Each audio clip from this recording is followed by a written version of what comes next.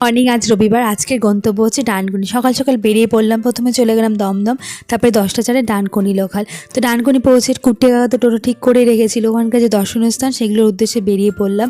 প্রথমে চলে গেলাম আমরা বাবুদের বাড়ি, এটা একটা পুরনো জমিদার বাড়ি। তো এখন এখানে বিয়ে বাড়ি উপলক্ষ ভাড়া দেওয়া হয়। তো সেদিন একটা বিয়ের ডেট ছিল, তো তারই প্রস্তুতি চলছে, চারিদিকে সবাই সেজে গুজে ছিল। এটা হচ্ছে পুজো দালান, এখানে নাকি প্রতি বছর দুর্গাপুজো হয়। তো কুট্টে কাকা আমাদের সাথে ছিল, কুট্টে কাকা হচ্ছে বাবার মামার ছেলে।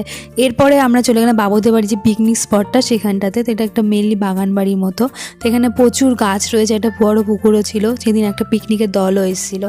তো এখানে দেখে ডেকে আমরা চলে গেলাম জনের সেই পঞ্চবটী আশ্রমে। এখানে একজন সাধক ছিলেন, তো তিনি এই ঘরটাতে থাকেন, আর মায়ের মূর্তিও ছিল। তো মায়ের মূর্তি দেখে সত্যি মনটা ভরে গেল, এখানে সবসময় নাকি একটা যজ্ঞর মতো হয়।